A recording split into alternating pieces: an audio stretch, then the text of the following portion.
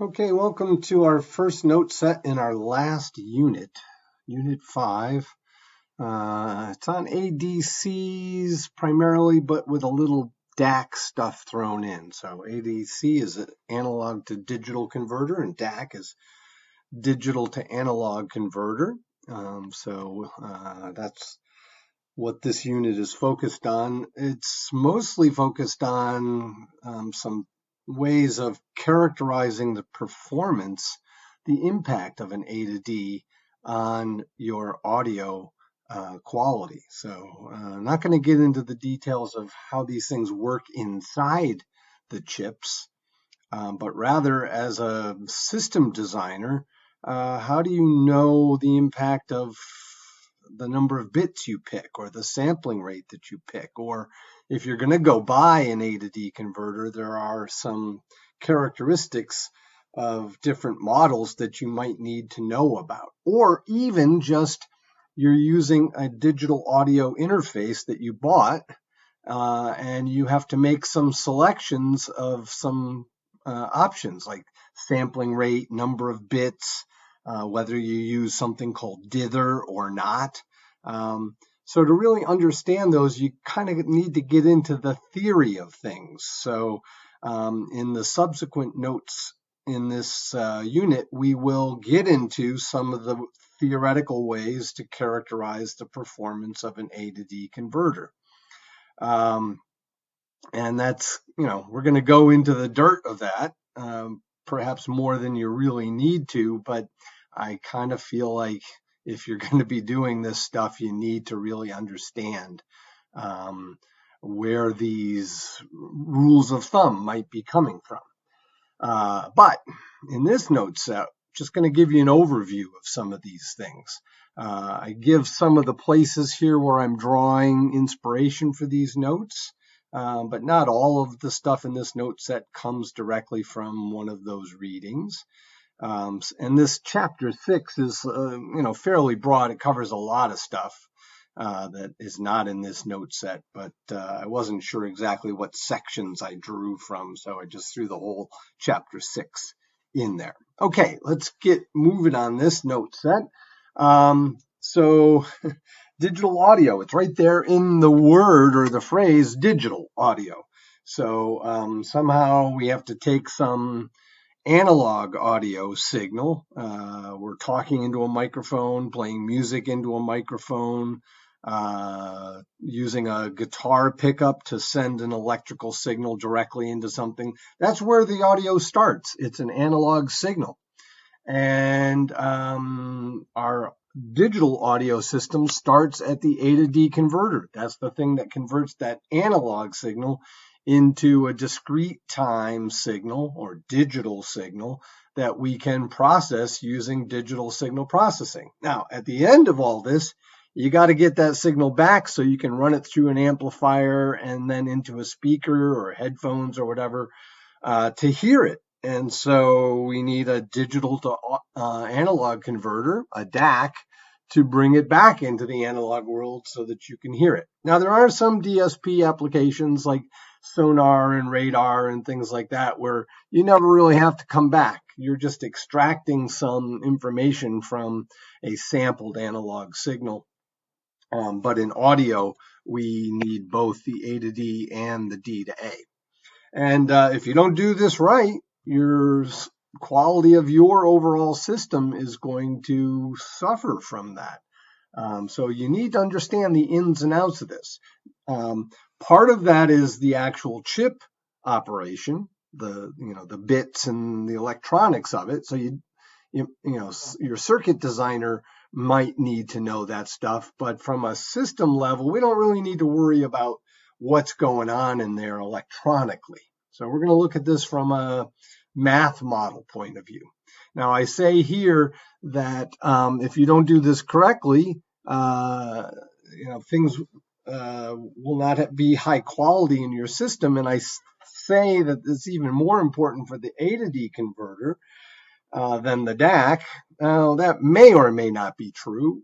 If you have an end-to-end real-time system, that if they both are bad, then you're going to have a bad quality system. But if it's a recording scenario where you run a signal in through an A to D converter and then all that digitized signal gets stored somewhere, either in memory, a hard drive, a thumb drive, or even on an optical disc like a CD, and then later it gets played back, well, that's where I say the A to D converter is more important, because you can always upgrade after you've digitally recorded this to a better DAC. But once the damage is done with the A to D, you can't really fix it. So here's an end-to-end. This is thinking along the lines of a real-time application, but we could talk about this in a storage scenario like a CD or storing it into memory. But here's the idea. You've got some audio signal, continuous time analog signal, X of t, and we're going to put it through a low-pass filter. That's our so-called anti-aliasing filter that if you haven't studied sampling theory, you need to go off and do that before you head through this note set. So I'm assuming you've learned how Shannon's sampling theorem works, and the fact that we need an anti-aliasing filter out in front. We'll touch on that a little bit in the next couple notes, next couple slides, but not enough if you've never seen it. So we've got a low-pass filter here, just limiting the bandwidth of the signal so that we don't get significant aliasing. Now, there might also be an amplifier out here to boost up the level of the audio. If it's coming out of a microphone, the level is very low, so you would want to boost that up. But also, that amplifier would probably have a high input impedance so that whatever you plug into it doesn't end up getting loaded down. So if you're not familiar with that idea, go off to an electronics class and look at things like input impedance, output impedance, Thevenin equivalent, and things like that. So anyway, we got that going, and then here's our A to D converter, and at least in principle, it consists of two parts. And, you know, these parts shown here are very simplistic, but basically it consists of a switch that is open and closed at the rate of the sampling rate, Fs. So I usually use a capital F there, but this figure from Zolzer's DASP book uses a lowercase f there.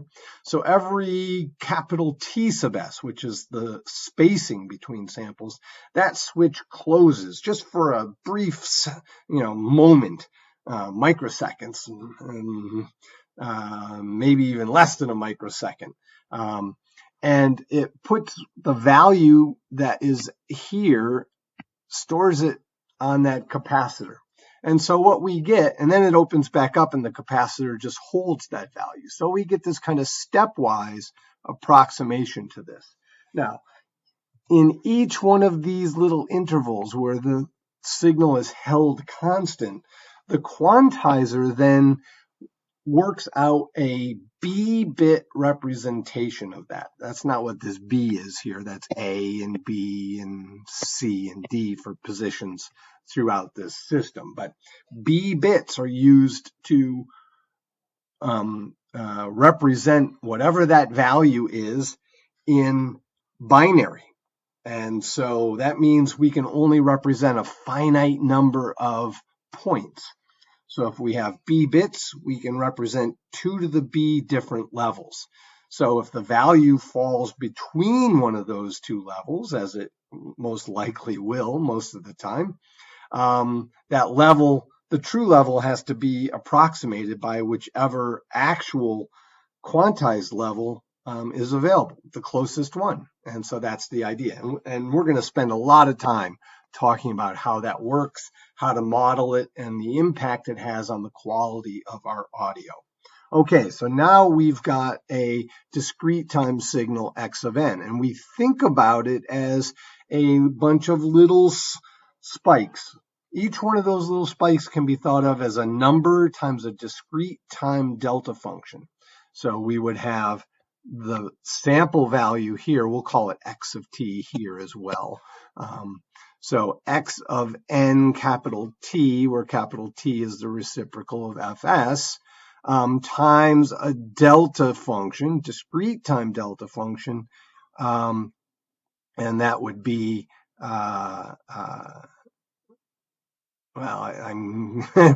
yes, so times a delta function at the location. So let's call this n0. So this would be n minus n0.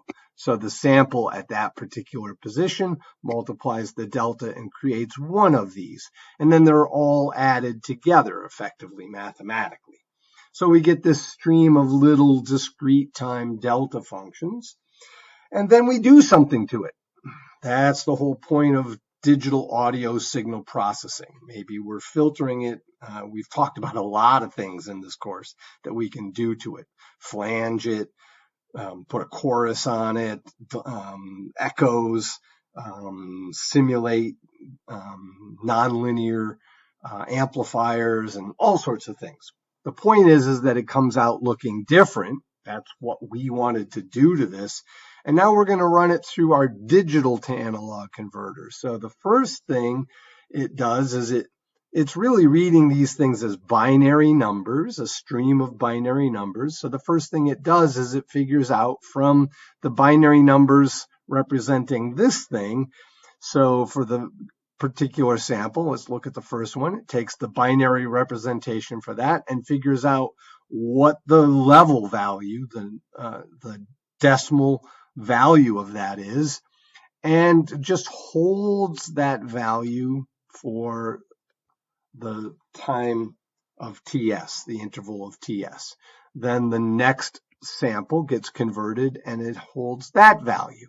So you can see we're back to a stepwise constant representation of the signal, just like we had up here coming out of the sample and hold.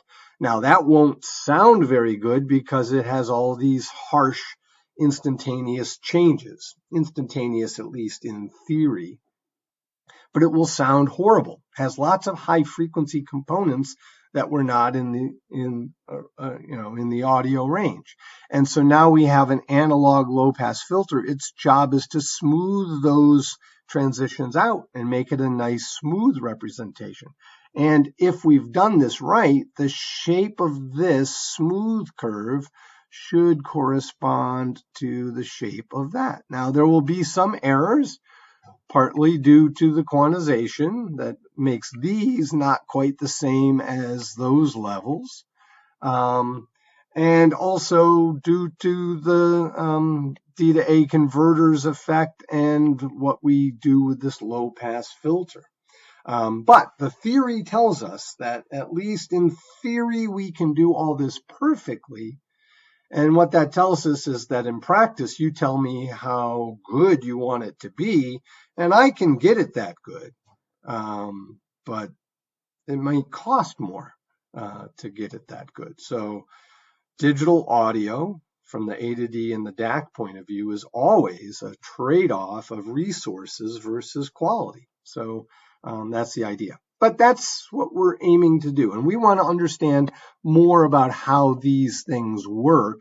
And we'll first start off with just a touch of that theoretical characterization that came from Shannon that you hopefully learned about in a signals and systems class or maybe a DSP class that tells us that all of this is founded on very strong theory and that we can get as close to that pure theoretical version as we would like. Okay, so let's look at the DAC analysis. I like to start there because that's really the interesting place from the point of view of how sampling theory works. The sampling part is straightforward. You just take samples of the signal at every capital T. And I've redrawn this just a little bit. Instead of having a sample and hold there, we're ignoring the quantization part. So we're imagining that each sample here just makes a little delta function at the right location. And makes a little discrete time impulse. So this is a discrete time impulse generator. So our discrete time signal is just this stream of samples. Okay, and now without doing any signal processing to this, we put those samples straight into the DAC. Now you might say, why am I doing that? I want to do something to this. Well, this is just a little thought experiment that Shannon did. And Shannon said, if I end up taking these samples and turning them into a stream of discrete time signal values, can I, under certain conditions, get back perfectly this x of t? And what are those conditions? So I like to describe this as, you'd really like to get into your shower and take a shower, because that's your job. You want to take a shower and clean yourself up. But we're going to take that processing out. And so just as a test, first, we're just going to check to see, can we take off all our clothes, get into the shower, then get out of the shower and put all our clothes back on? If we can do that, then we know that we can get into the shower and actually take a shower. So we're going to take our clothes off and then not really take a shower, do no processing, and then put our clothes back on. And our job is to see, did we end up exactly the same as when we went in? That's what we're trying to do here. So let's imagine that this x of t has some sort of Fourier transform shaped like that. I just pick a triangle because it's a nice convenient shape to think about. And notice that I've said, above b hertz. I'm on the hertz axis. So above b hertz, I'm going to assume that this thing is perfectly zero. That's called ideally band limited to b hertz. No such real world signal exists. No real world signals can be perfectly band limited like that. They all, even beyond, no matter how high you pick B, there's going to be some small, hopefully negligible levels up there, but never perfectly zero. But this is the consideration that Shannon started with. If we can't do it under this case, then we couldn't do it in the real world, or we couldn't even get close in the real world. So we start here. Ideally band limited signal going into the A to D converter. Now, in my signals and systems class, I talk about how we find the Fourier transform of this thing. So remember, this is the DAC, and what the DAC is doing, I'm showing it's not doing this. So it's not doing this stepwise approximation. What it's doing instead is this CT impulse generator.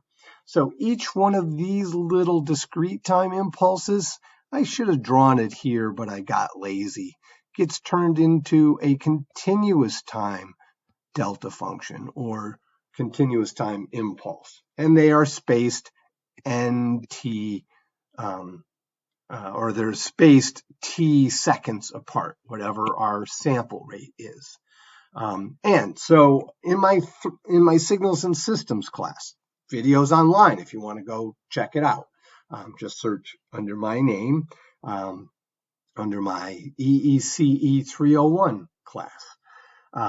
I show there how to analyze that stream of delta functions, continuous time delta functions, to find the Fourier transform of that. And what I show there is a classic result. I show that the result is a sum of versions of this original spectrum. Now we're summing over k from minus infinity to infinity. So at some point I hit the k equal to 0 term. So let's look at that k equal to 0 term. That's just x of f. So there it is sitting right there. And I'm accounting for the 1 over t out in front. Then what happens? Well, there's going to be a k equal to 1 and k equal to minus 1. Those will shift it out to here, because, right, this is just a shift on the frequency axis. And then the plus and minus 2 will give us these, and so on. And technically, I should have a dot, dot, dot here and a dot, dot, dot there. Shame on me for not putting that there. Okay, now notice what's happening here. Because we'll see in just a little bit that we want this edge to not interfere with that edge. But keep your eye on that. that will require a certain constraint on Fs relative to B, because remember, this is at B here. Okay, so these things out here are called the spectral replicas. And remember, dot, dot, dot, dot, dot. Okay, so this formula here is the most important characterization of what is going on here. If you can understand and apply that formula, you can understand almost everything about the sampling theory of what's going on here. Okay, so we've got that. Now we run this through a continuous time low pass filter. So look, discrete time signal going in, this creates a continuous time signal. So I guess I should have showed that. In between, oops, what happened there? In between these continuous time delta functions, it goes to 0. So it's not discrete time, it's continuous time.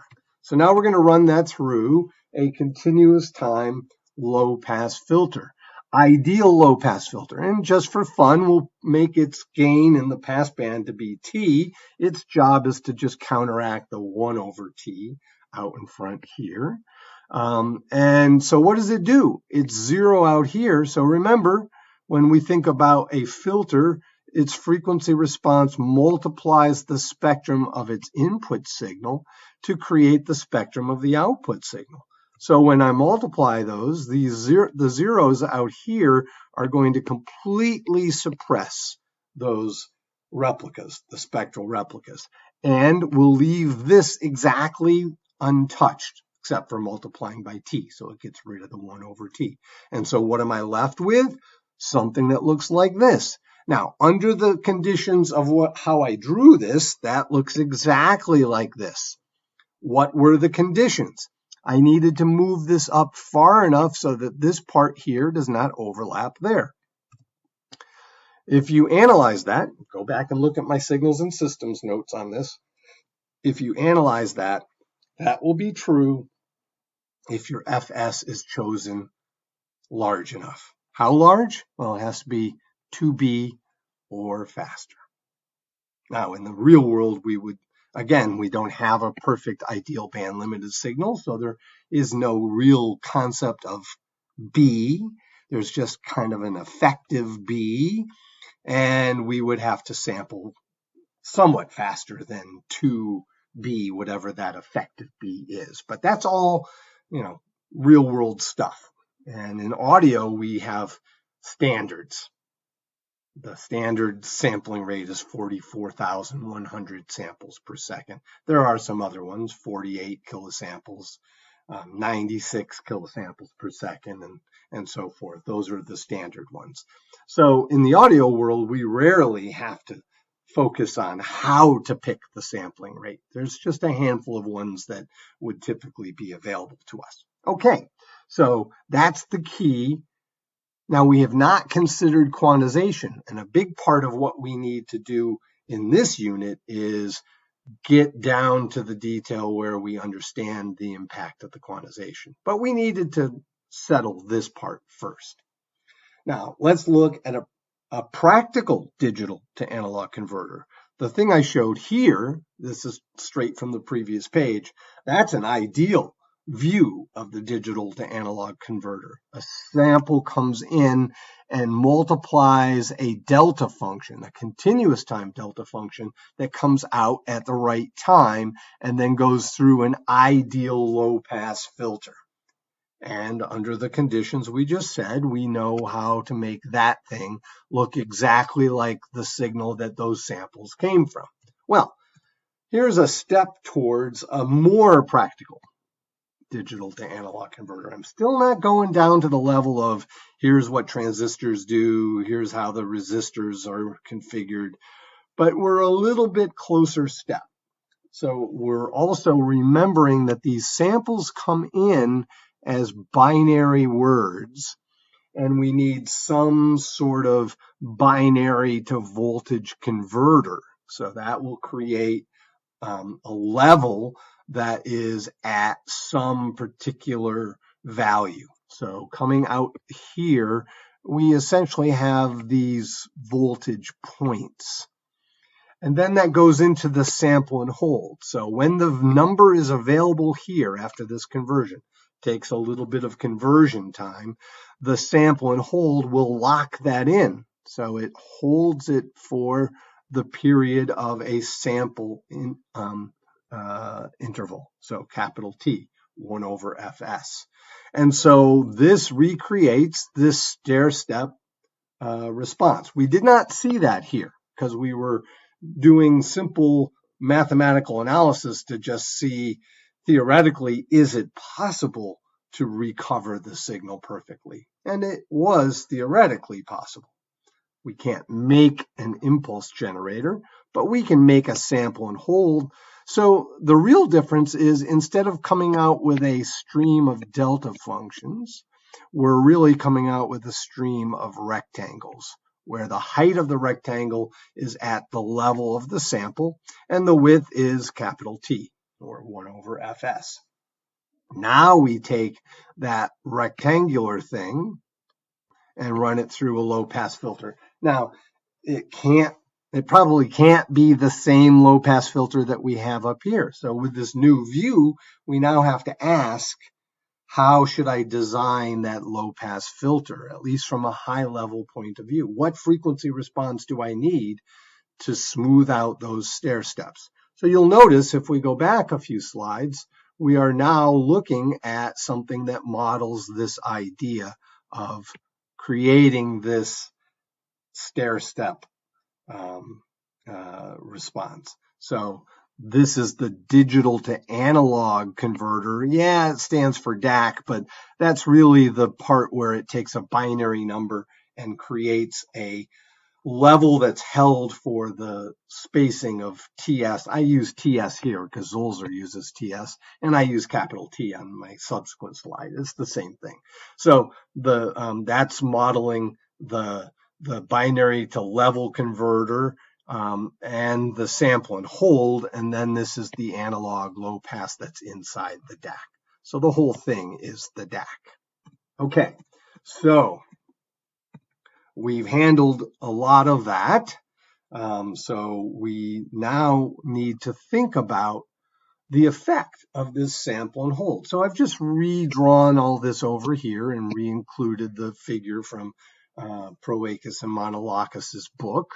And now I want to show you how we model that. We, as engineers, we need mathematical models to tell us, how do we understand the effect of these things? How should I design that low-pass filter? What frequency response does it need? So here's what we're going to do. We're going to, for now, ignore the quantization effect. So we can almost think about this binary to voltage converter as not being necessary. So we just have this coming in at actual decimal voltage values, but still discrete time. That's our thinking. That's not physically what happens. And those go into this sample and hold. And I'm going to model that in a way that allows me to tie it back to the results that we had for the ideal case. Another classic engineering approach. You analyze something where you've stripped away all the non-ideal characteristics, and now you want to layer back in some of the non-ideal effects, but you want to layer them in a way that is easy to include into the analysis you've already done. So how do I model this idea of a sample and hold? Well, here's our continuous time impulse generator, right? So at this point, we're getting a stream of delta functions with values. I'm showing those at different heights. Remember, we show continuous time delta functions. They really go to height infinity, but we show them graphically at different heights to illustrate the number that multiplies in front of them. And that really just changes the area of the delta function. So I have a bunch of delta functions going into this box, which I've labeled H sub S and H of T. That looks like an impulse response. And that is, in fact, what I'm doing. And so I'm saying, let's model the impulse response of that box as a little rectangle. Now, do I show that rectangle? Nope, I don't. So let me draw that here. So that has a little rectangle that looks like that. It has a height of 1, and its width is T, or T sub S, if we're going to use the symbology from the previous slide. Different people call it capital T and some call it T sub S. So what happens? Every time we get, remember this here is a stream of delta functions. I'm going to put them wider apart than I have been putting them, just to make it a little easier to draw. So I have a stream of delta functions spaced by capital T. What happens? Every time one of those deltas hits this thing, it makes this little rectangular pulse. So that's here. And what we have here is going to now be, testing the ability of my drawing, on the continuous time axis, we would have a rectangular pulse because of that. Delta function goes in, its impulse response comes out. Now this delta function goes in and I get a rectangular pulse that comes out, but since this went in at this time, the rectangular pulse comes out at that time, and so on, and so on, and so on. And so, yes, this together creates this idea of making this stepwise constant representation. So this is a great model because we already understand how to analyze the output here. And now we just have two filters cascaded. Two filters cascaded are easy to analyze in the frequency domain. It's just the product of their individual frequency responses. So what is the frequency response of this? Well, back to signals and systems. A rectangle transforms to a sinc function. Now, because this starts at 0, there's going to be a delay, which in the frequency domain we handle with an e to the minus j thing out in front. So there's or in the back. So there's the thing that's due to the fact that this would come if the rectangle were centered at 0, but I've now shifted it by an amount, and so I need to apply that. So that's there. This is the least interesting part of this. This is the more interesting part of this. And in fact, I'm just noticing that probably I need to have a over 2 there, but it's not that important. This is the interesting part, as we'll see. Okay, so a sinc function, we know what that thing looks like. And it has this capital T that we know is going to cancel that 1 over T, right? And we know that a sinc function by itself, its largest value is 1. So with the T out in front, its height, maximum height, will be capital T. Let's look at some pictures now. So now, instead of having the analysis we had before, I've got this analysis including the sample and hold. So again, remember, we started with a pure, perfect, ideal case, and now I'm adding in the effect of the sample hold in a nice way that allows me to just tack it on or integrate it into my previous ideal analysis. So here's the spectral replicas that we saw coming out of here. That's what we had before. We didn't have this. And we just went into a low-pass filter whose job was to be an ideal low-pass filter, get rid of the spectral replicas and give us back the original spectrum. But now we have one extra thing in there. So there it is. Now I only drew it for a little region.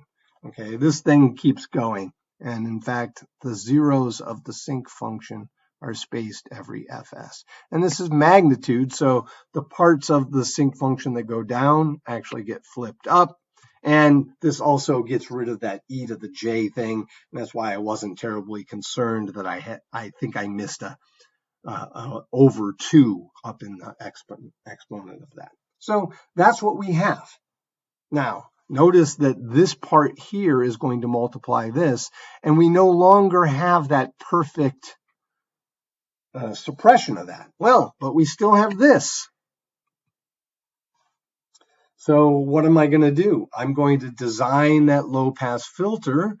I'm no longer thinking that I can make that an ideal low-pass filter like we did in our ideal analysis. I'm now saying, hey, I can't quite make it perfect, so I can't make this perfectly 0, but maybe I can make it very, very small. So I can make this as small as I want. It'll cost more because there'll be more resistors, capacitors, and so forth. Maybe some transistors and op amps needed to separate those and get them working nicely together inside that low pass filter. So that might cost more, and that might not be good. And we'll talk about how to address that in just a little bit. What else do I have going on here? For some reason, I put a little upward swell there. So it's like maybe a little boost of the high frequency stuff. Oh, and I should say that this height here is capital T, remember. So maybe this is 1 and maybe this goes up above 1. Why am I doing that? So that the product in this pass band, see, this goes down and this goes up. My goal is to make that nice and flat. The product of these two things should end up being nice and flat. So whether the sink goes down, my designed filter needs to boost it back up. Now that's a pretty hard design problem. I don't think I'd like to do that. That's going to require a higher order filter here and lots of capacitors and components. Not cheap anymore. Now, I know you're saying, oh, capacitors are cheap, but think about selling these things and you're trying to squeeze the last little penny out of them so that you can make them cost effective to your customers. So you need to compete. So you need to make it as cheaply as you possibly can while still hitting the quality that you want to provide. All right, so we can try to design to equalize the sample and hold effect. That terminology, equalizing, is something we talked about way back at the beginning of this course when we talked about a graphic equalizer or a parametric equalizer. So now with wishful thinking, I'm hoping that this pass band ends up being nice and flat in that region so that I get the exact nice replica or original spectra. And because of this and because of this, I get some aliasing. High frequency components that weren't really there. That might not sound so good. Now, I can make those smaller by doing a better job on my design. Again, increasing the cost of the filter in the DAC.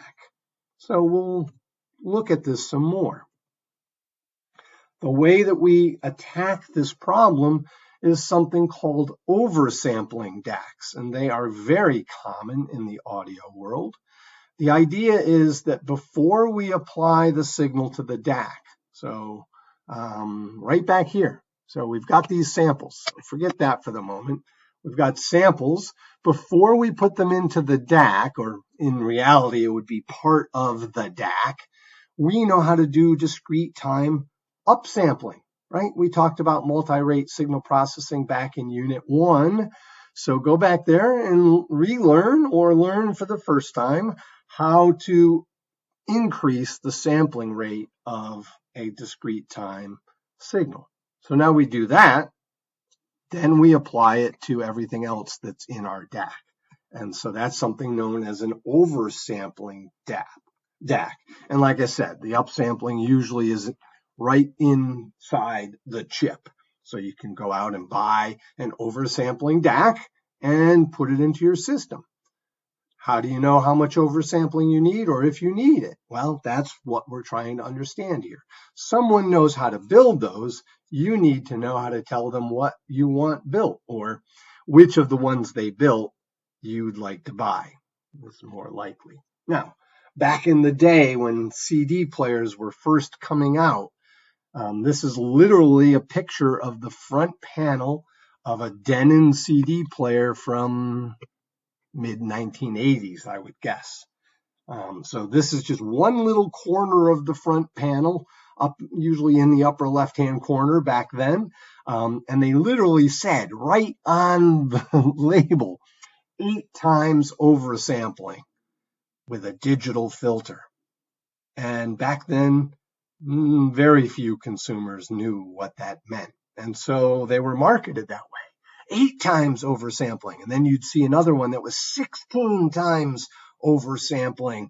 And you as the consumer, and usually as the sales rep in a stereo store, they didn't know what any of this was either. They would say, well, 16 times oversampling, that's twice as much as 8 times oversampling, so it's got to be better. Not necessarily, as we'll see. Now, do they still do this oversampling stuff today?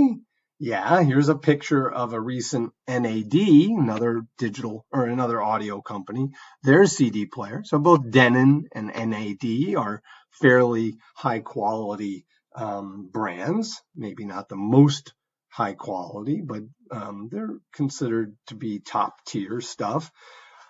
You won't see it on the front panel. So just so that you know, this part here, if I had zoomed out, you would see that, it's just in a little section here, but nowhere on the front panel is it. But if you go look at the specs, and you don't have to dig very far. I think I just looked at the specs that were listed on Amazon for this CD player, and it will tell you 24-bit, that's not the part we're interested in here, 222 kilohertz digital to analog converter.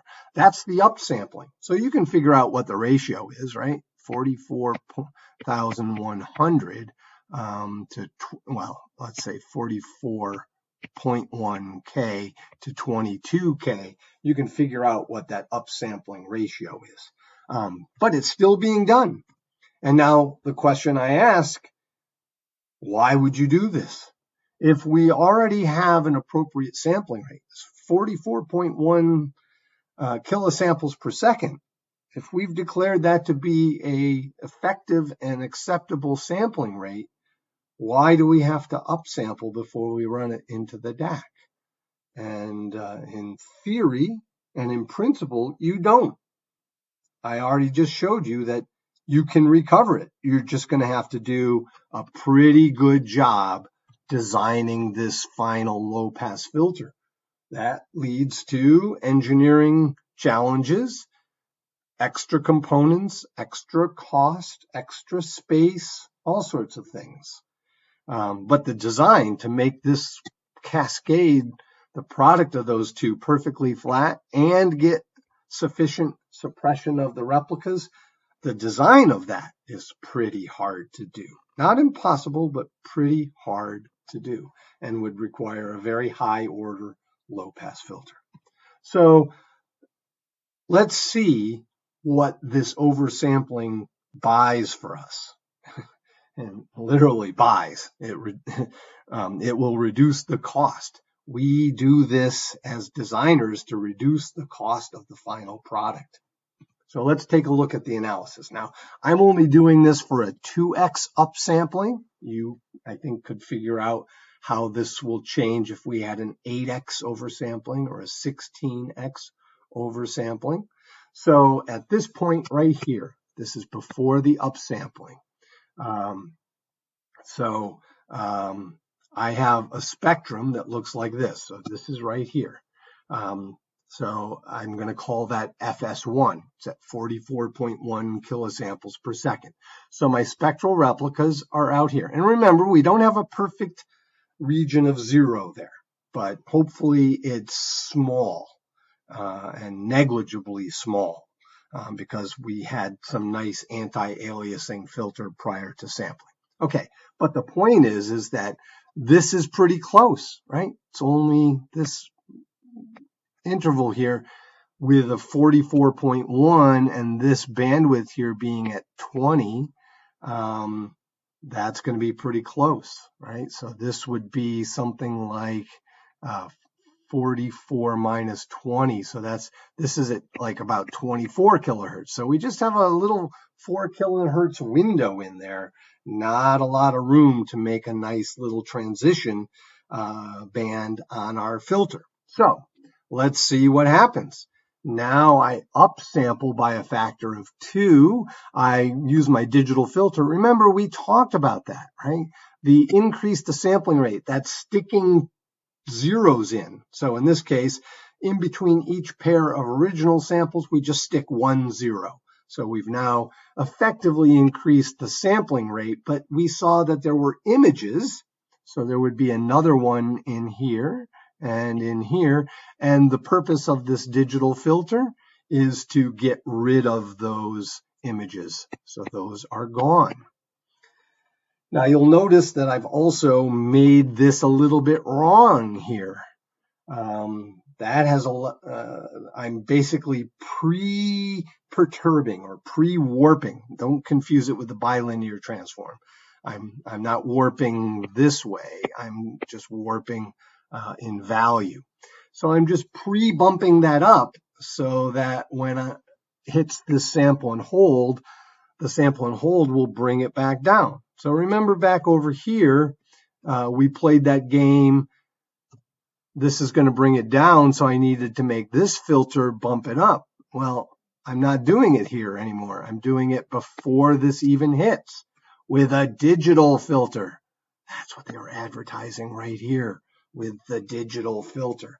So this digital filter has two jobs. One, suppresses the image spectra and also does any sample and hold equalization to try to correct for the effect of the sample and hold. The other big thing is that now, because I'm operating at a higher sampling rate, this first null of the sync function is all the way out at the new sampling rate, which is larger. So this thing, if I didn't do the upsampling, this obviously wouldn't be there, and this would go down like this. So it falls off faster. So the effect, and this is the key thing, the effect of increasing the sampling rate is that the sync function that is the frequency response of this part is just flatter. And I shouldn't really have sample and hold here. I should have that H sub S and H of T there. So made a mistake there. So that's good. So we've fixed something. And if I boost that up a little bit, this little bit of sag here will be corrected. And when all is said and done, now I can design this filter to just have a nice flat pass band. And I can let it drop off slower, because where does it need to start stopping? There's literally nothing in here, or super negligible, because this filter can be designed to be really effective. Does that cost me more money? Nah, it's just a digital filter. A few more samples stored in my digital world. That's it. Not like a continuous time filter that requires more components. So I can get this down as far as I want, and I can let the analog filter pass that through. It's not a problem. But by the time I get out to here, I need that to be pretty aggressive. I need that to be down at the level that will suppress those replicas to whatever level I need. But that's easier, right? I have a filter with a nice wide transition band. Those are easier to design. So they're cheaper. In fact, the more I upsample here, the further this gets pushed out, right? This is at double FS, so 2 times that. But if I went to 8 times oversampling, that goes further out. And remember, this gets flatter in the passband. So I have to do less of this pre-adjustment. So everything is good and everything is better the higher I upsample. And it makes this design cheaper. So is really 16x oversampling better than 8x oversampling? Not really. The quality of the two systems could be the same. You can just get that quality more cheaply with the 16x oversampling. Now, no sales rep wants to tell you that. Oh yeah, the 16x, it's better because we could make it cheaper and make it better. Okay, so that's how that works, and that's why we did that and do it still today. All right, so that is that. So let's look more at the analog to digital converter. Again, we're not going to get into the electronics of all this. You can find information on that if you're interested in that. I'm looking at this more from the point of view of I'm the system designer or the DSP algorithm designer. How do I need to think about my A to D converter to make sure that my algorithm is being properly fed, so to speak? So let's think about what's going on here. We've got this sample and hold, and then it gets quantized. So now we're going to talk about the effect of this quantizer. In our analyses in the last few slides, we've ignored the quantization part of it. So a signal goes in like this. We get samples taken at the appropriate rate, but something else is happening. So let's look here. The actual value of the signal is down there, but the discrete time delta function representing that sample has to be at one of these levels. So it's like rounding. We're rounding to the nearest level. Now, I will admit this one, I didn't do a very good job drawing that. That one should be on the level below what I show. I think the rest of them I got right. Now, we don't really care how we do this. We don't care about the electronics. This is not an electronics class. What we do want to know is for a given A to D converter, how do we model the effect of this quantization? And what impact does it have on the quality of our audio? So let's just talk a little bit about this ideal quantization operation. So we've got some number of bits. You can go buy a 16-bit A to D converter, a 24-bit A to D converter, whatever. So B is the number of bits that we're going to use. Now, that's B bits in the binary representation. So that means there are 2 to the B different levels or different numbers that can be represented. Now, one of those bits is going to be a sign bit, so it allows us to do positive and negative values. And for audio, we almost always, in fact, I would hazard to say always, have a 0 level. So that means we're a little asymmetrical. We're going to ignore that asymmetry in our analysis. It just makes it a little easier to do.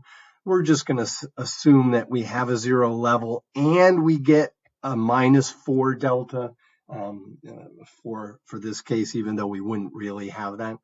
Now, this is how we think about that operation of quantization. So a value X goes in and the quantized value comes out. So X can take on any value on this horizontal axis. So we take a value here. I'll do it with the one that I got correct because this one isn't really correct. We take that value in. It's going to lie somewhere here. Let me do a different one. Let's do this one. So that's going to be somewhere here, maybe, and it will come out as 3 delta. So that's how that works. So that is a sample by sample mapping from the continuum values to the quantized values. And we use this delta as the spacing. Okay. Now, I will give you a little bit of a warning here. In Zolzer's book, he uses Q for these levels. Most other books and papers use deltas. And since I'm drawing both from Zolzer's DASP book and from other sources, we're going to switch back and forth between them. That's just how things go in engineering analysis. You can't rely on every source using the same symbology that you learned it. So right now I'm using delta. So whatever the integer relationship is, you take that binary level that gets encoded, you take that binary number, it's going to be an integer, you multiply it times delta, and that will give you the value that comes out. So we call that delta the step size or the resolution of the A to D converter. Now this works just like rounding. So in MATLAB, you could actually implement this or simulate this by taking an x value, dividing it by delta, rounding to the nearest integer, and then multiplying by delta to get the actual quantized value. One of these things. This is minus delta, minus 2 delta, minus 3 delta, and so on. So that's how this thing works. Simple. This is ideal quantization. So let's say we have such an ideal A to D converter, and we would like to understand some of its specifications from a user's point of view. So let's talk about Vmax. That's the full scale voltage that you're allowed to put into this A to D converter. We'll call that Vmax. Let's suppose that we have B bits. And now right here is where we're going to cheat a little bit and say that our total range is 2 Vmax. So we're going to assume, I can't quite draw down there. We're going to assume that we can go down not to minus 3 delta, but also to minus 4 delta. So we have that symmetry. It's going to be a little bit off, but not enough with the typical B values that we deal with to have a big impact. And it just makes the analysis a little bit easier. So the resolution, the total range of numbers would be 2 Vmax, and that's how many values we can have. And so our resolution is 2 Vmax divided by 2 to the B. Now, dynamic range, that's an important characterization of A to D converters. And when CDs came out, there was lots of talk about how CDs were going to provide higher dynamic range of audio. We already talked about dynamic range back when we talked about compressors. So you should go back and review that if you don't remember. We're also going to characterize signal to noise ratio. What's the power of the signal relative to the power of the noise? What noise? Well, there's always electronic noise in analog audio, but we're talking about the new noise from the quantizer. Where does that noise come from? It comes from the fact that this value here gets quantized to a different value. It's like adding a noise, an error to it. So we're going to characterize that effect through something called the SNR, or signal to noise ratio.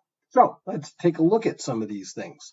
So dynamic range, it's going to be the power of the maximum signal that I can put into my A to D divided by the power of the smallest non-zero signal that I can put in there. Well, we know the max signal. We'll characterize this in terms of a sine wave. We'll see that, well, we talked about crest factor. So the relationship between the peak value and the power of a signal depends on the crest factor. So sine wave is how these things are usually specified, even though nobody listens to a sine wave. So let's take a sine wave with amplitude that's full scale, and then let's look at the smallest sine wave that we can handle that is recognized by the A to D converter. So the smallest one would be one that just hits this level right here, just hits delta, or just gets quantized to delta. So that would be delta over 2. So it needs to go back and forth between plus and minus delta over 2 so that it would be outputting at plus and minus delta. So that's the idea. I didn't need to go back. It's right there. So a sine wave that is just below delta over 2 is just going to get quantized to all zeros. But if it's just above that, so at the level of delta over 2, then it will be the smallest sine wave that can change the least significant bit. So that's going to be our minimum signal. So now we just need to find the powers of those. Well, Vmax, we just had a relationship between Vmax and the delta and the 2B. We've just rewritten that and we've squared it. So there's the power of the sinusoid at its largest peak, And we've just done a little bit of algebra. And now we've done the same thing for the smallest sine wave. So there's its peak value, square it divided by 2 to give it its power, and then a little bit of algebra. And now we need to take the ratio of these two things. That's the dynamic range. So I just plug those two things in. Here they are. We can see that things cancel, and I'm left with 10 log 10 of 2 to the 2b, which works out in dB to be 6.02 times b dB. So that means that I get 6 dB of dynamic range per every bit that I have in my A to D converter. So if I had an 8-bit A to D converter, I'd only have a 48 dB dynamic range, less than a vinyl record. But if I have a 16-bit A to D converter, I have a 96 dB dynamic range. And this was touted back in the 80s, much higher dynamic range than the records that you've been listening to.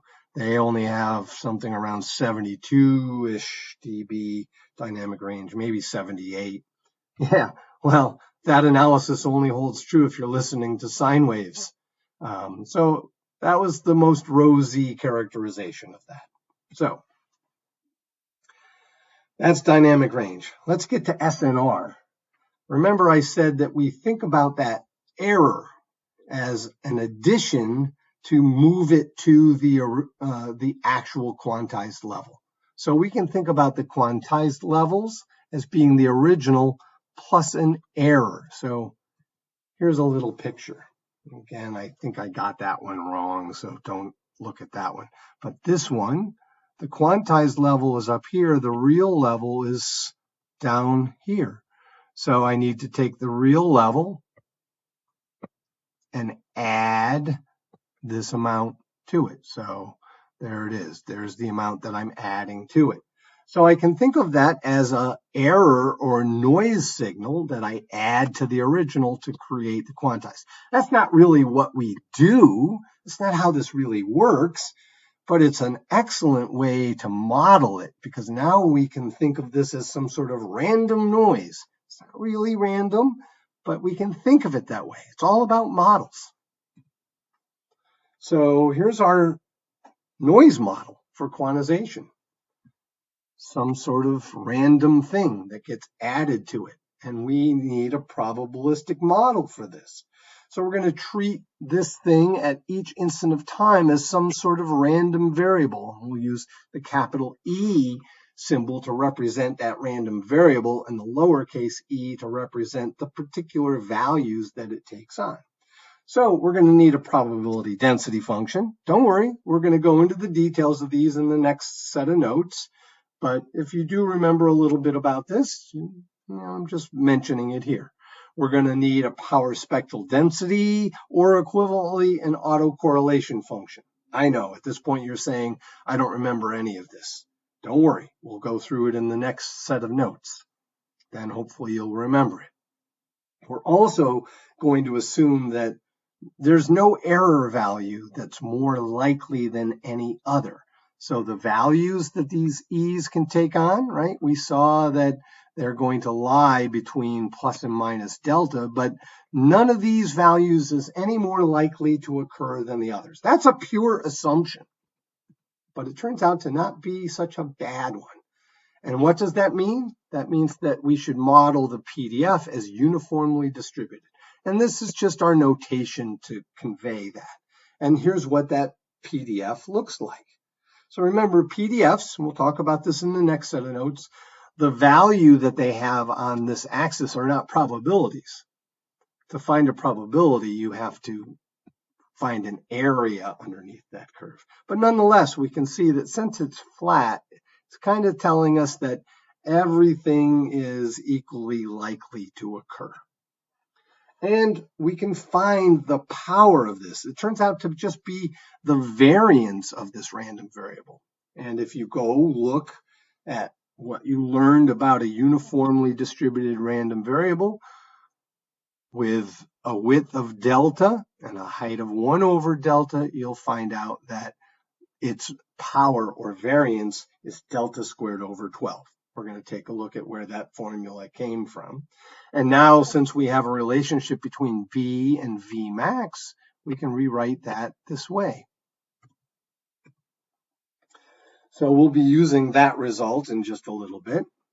So that was a big assumption. Another big assumption is, and this always makes me think of something you'd find on a fortune cookie, the error then does not affect the error now. That just means that probabilistically, the random variable at one instant of time is uncorrelated or independent from the random variable at any other instant. That will help us analyze this. And that will also lead us to something that we'll be able to say, oh, we can model this noise as so-called white noise. Again, don't worry, we're going to hit those details. And what that means is this power spectral density here is flat. Again, we'll talk about this in more detail. Now, these were assumptions, and we really need to apply some probability theory to at least give some level of support for these assumptions, and we're going to do that. Again, this isn't a class where you're expected to really learn how to do in-depth probability theory analyses, but it's helpful to see these things so that you know where these assumptions come from. So these assumptions are pretty valid. I put it in quotes. They don't completely hold, but under some conditions, they hold pretty well. And that also leads us to understanding what do we have to do to ensure that these conditions hold. So more on that in later note sets. So this is our additive noise model. And I just pulled this figure from a paper that we're going to be talking about in a later note set. So you don't really need to go shag that paper at this point. So we're now saying here's our sampling action, and then we model it with the addition of a random noise that we characterize as white, and we can say what the variance or power of that noise is. Very powerful view. It allows us to essentially replace a nonlinear system. That quantization curve is a nonlinear operator, but we can now replace that nonlinear thing with something that we can analyze with linear techniques. So a slight bending of reality, slight, gives us a much easier to analyze system. And as I've already said, we'll talk more about this, but the power spectral density, it's how the power of the noise is spread across frequency. And I'm showing it in hertz here. It's going to be flat. It'll be flat from minus Fs over 2 up to Fs over 2. And it's a power spectral density. So the area of this is the power. So the area must be equal to delta squared over 12. So if I take that area and divide it by the width, I can get the height. So I get something that looks like that. So now we know about this noise that we're using, or this noise model that we're using to think about it. Now, here was a little experiment I did in MATLAB. I took 3 sinusoids, right? I'm doing positive and negative frequencies. So there's one of them, there's the other one, and there's the third one. I took 3 sinusoids, one at full scale. So I'm doing this in dB relative to full scale. And 2 that were lower than full scale. And then I quantized them, and I only used 5 bits just so that we could really see. And then I computed the DFT without quantization, and I computed the DFT with quantization. And what do I see? Well, I see the spikes that I expect from the 3 sinusoids, but I also see a bunch of stuff down here. Now, this is not really the power spectral density. That's why I put it in quotes. But if I were to do this over and over and over and average these things, I would each time get a little different fuzziness there. And if I averaged those all together, it would come out to be something like this. Pretty flat. And so that's my flat power spectral density from the quantization noise. So that's showing in this case that flat power spectral density model, white noise, is a pretty good model for this scenario. But we need to understand when it's good and when it's bad and how to address that. All right, what is the SNR of this? How do we analyze that? We did dynamic range. Well, it's going to be similar. The signal power divided by the quantization noise power. Now, we want to do this in the most favorable scenario, right? Because the quantization noise power is always going to be the same. And so if we put in a really weak signal, the SNR will be low. So we're trying to analyze the maximum possible SNR. And that will, again, turn out to be true for when we put in a full-scale sine wave, just one at full scale. Now, we know about the quantization noise. We're modeling it as a uniform PDF, and we know what its power is. So now I'm showing you where that delta squared over 12 comes from. It's just classic expected values. Oh, I made a poor choice of symbology. This E is the random variable that corresponds to the noise, and this E is expected value. So shame on me, but I guess we can deal with that. So how do we find the expected value of the square of the random variable? Well, we take the square of the dummy variable that we're going to integrate over, and we multiply it by its PDF. Well, that has a height of 1 over delta, so that's right there, and it's 0 outside this range, so that sets the limits of integration. So now there's a Calc 1 integral for you to do, and you did that before. Definite integral, you can calculate what that is, but I'm telling you, it's delta squared over 12. But if you want to, you can try that out. So there's the noise power. I'm now calling it P sub Q. I've called it, sigma squared sub E before, perhaps. But that's the power of this noise that I'm imagining gets added when I quantize. Okay, so what about a full-scale sine wave that goes in? What's its power? We did that before. So there's the result that we had for the power of a full-scale sine wave. So now we just need to form the ratio of these two things. And so I put the one in here, and I put the other one in here, and we get some delta squareds that cancel, and we get an 8 and a 12 that interact, and we get something that looks like that. Well, we're interested in this in dB. We compute it in non-dB, and then we convert it into dB. So if you take 10 log 10 of this, you'll get, oh, there's that 6 dB per bit plus a 1.76 that wasn't there for the dynamic range. So that's a classic result.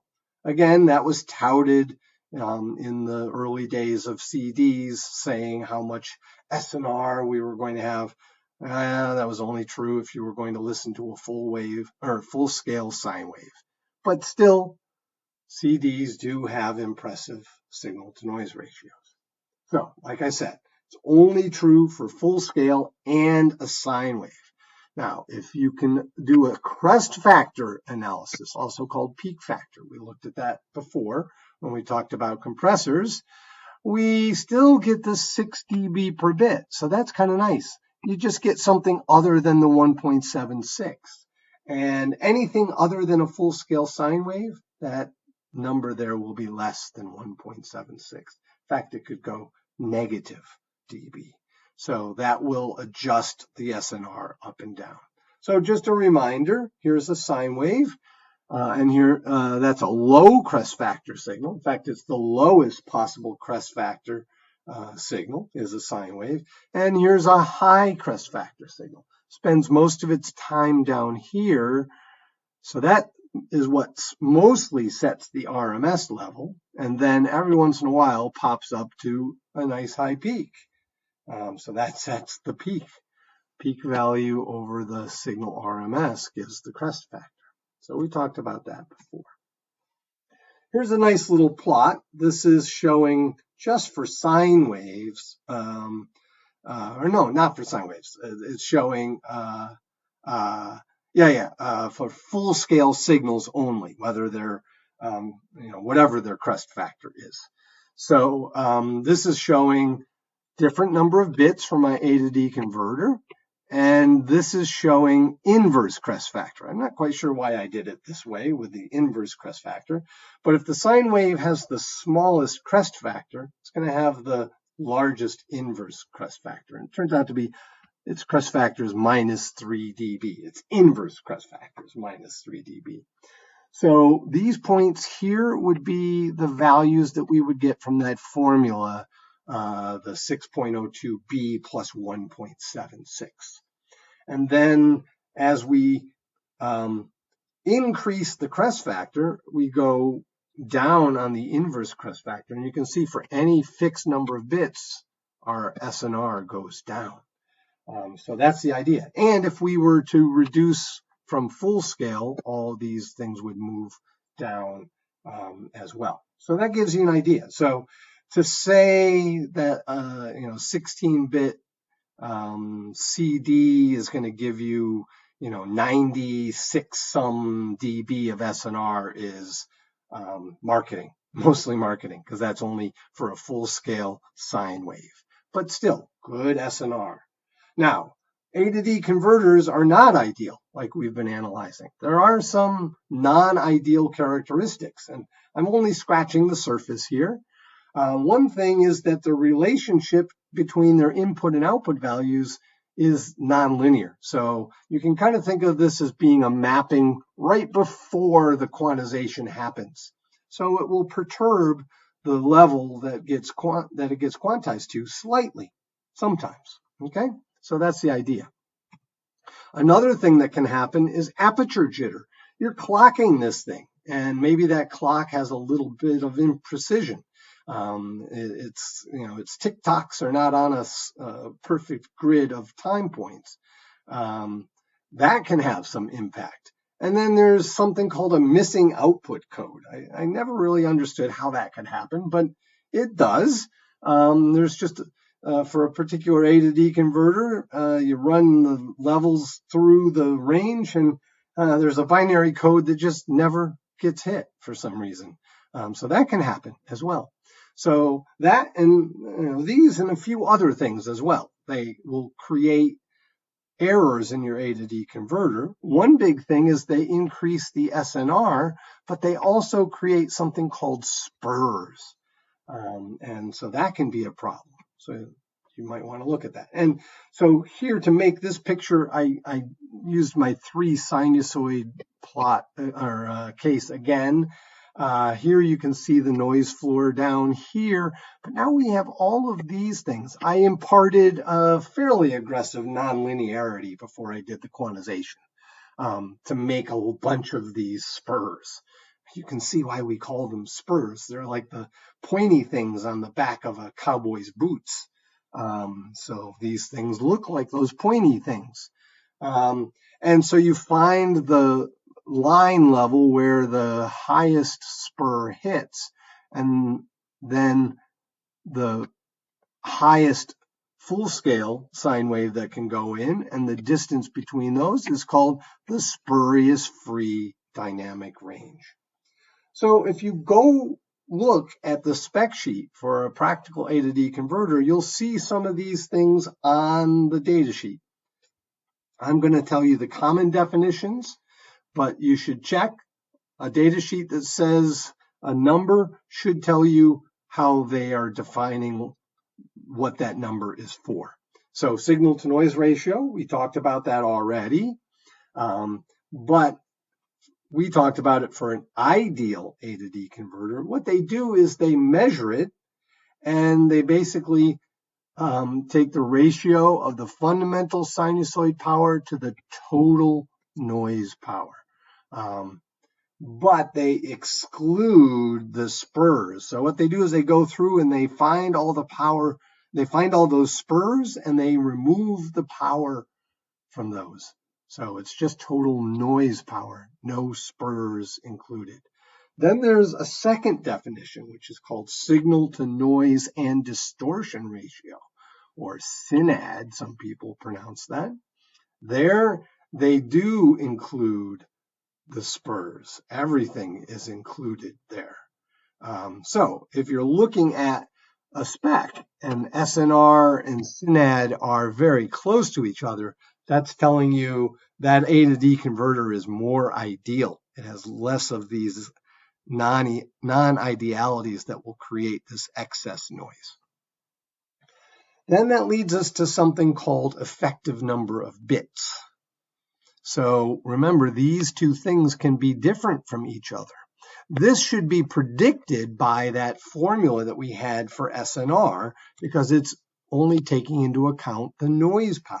None of the spurs due to the non-idealities are there. But if SYNAD is much larger, that really should be the thing that's kind of driving this. And so what we do is we take, instead of the SNR, if we put SNR in here, and that SNR is true to what our theoretical formula should predict, this number here should be close to the physical number of bits. But when SYNAD is bigger than SNR, we put that in here. Now this is going to be smaller than the actual physical number of bits. So it's a nice way of characterizing, hey, I've got a physical 16-bit A to D converter, the ENOB, effective number of bits, maybe it's 12. That's not a very good A to D converter. It's really only behaving like an ideal 12-bit A to D converter. So you want to look at that. And then they'll specify the spurious free dynamic range, and that will give you some idea of the largest spur's power.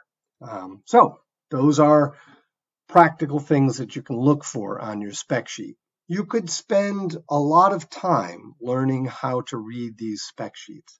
I'm only very marginally addressing these things. You are now by no means ready to go out and be the one who picks an A to D converter, but you have the beginnings to go and learn how to do that. Okay, so the next two note sets are pretty heavy. They are going into the probability theory and random process theory that we need to really characterize the performance of A to D converters. Hopefully you will have seen those things somewhere, maybe a course in random analysis, or maybe a course in communication systems. You might have seen it there, or you might have seen it in both places. But I'm going to try to give you the bare minimum exposure to this and do it in a way that will make sense. Then, after those two note sets where we go down into that dirt, we'll come back up, but we're going to be applying all those ideas to understand how to characterize the performance of A to D converters for digital audio applications. So I hope to see you there, and hopefully it's not too stressful.